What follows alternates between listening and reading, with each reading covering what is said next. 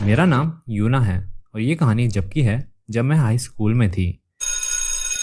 हमारे school 4 floor में divide था और जिसके सेकंड फ्लोर में एक खाली सा ऑडिटोरियम था। ये फ्लोर हमारे स्कूल में काफ़ी चर्चा का विषय था क्योंकि काफ़ी लोगों को इसमें कई सारी पैरानॉर्मल एक्टिविटीज़ एक्सपीरियंस हुई है, जैसे कभी कभी लाइट का अपने आप ही खुलना और बंद होना या फिर कभी कभी किसी की परछाई का दिखना।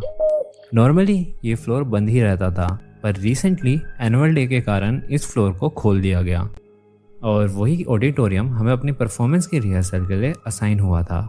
उस ऑडिटोरियम का डोर एक ग्लास से बना हुआ था, तो अंदर की सारी एक्टिविटीज़ हमें बाहर से ही दिख जाती थी।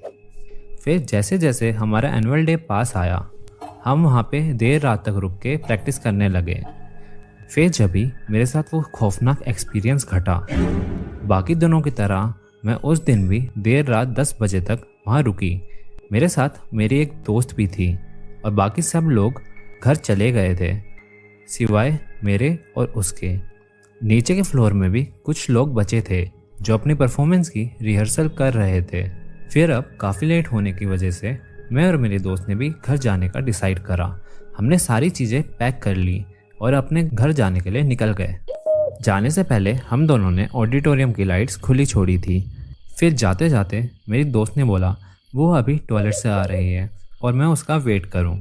फिर बस मैं उस बालकनी में अकेली बच गई थी। जब भी मेरी नज़र वहां ऑडिटोरियम में पड़ी और वहां मैंने देखा लाइट्स बंद हो रखी है। हमारे सिवा उस फ्लोर पे कोई और नहीं था, तो मैं ये देख के चौंक गई, लेकिन मैं फिर भी वहाँ लाइट बंद करने चली गई। और जब भी पीछे से मेरी दोस्त भी आ गई और उसने बोला शेट यार, मेरा बैग तो अंदर ही रह गया। मैंने उसे कहा तू भी ना यार, और फिर गेट खोल के उसके साथ अंदर चली गई। और जैसे ही हम उस कमरे के अंदर गए, मेरे दोस्त ने पूरा गेट बंद कर दिया और वहीं कहीं अंधेरे में गायब हो गई। वहाँ का एटमॉस्फेयर बहुत ठंडा और डरावना होता जा रहा था और वहाँ की लाइट अपने आप ही खुलने और बंद होने लगी।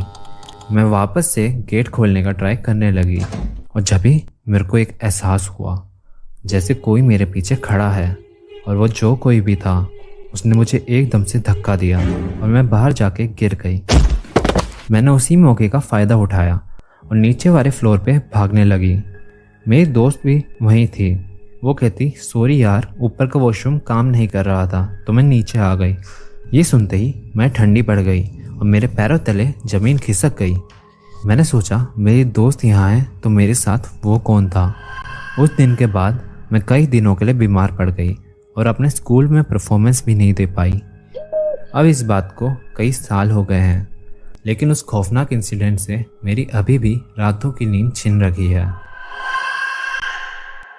चलो तो दोस्तों, आज के लिए इतना ही। अगर आपको वीडियो पसंद आए तो प्लीज़ लाइक मार देना और उसके साइड वाला सब्सक्राइब भी दबा देना। चलो मिलते हैं until next horror story. Bye bye.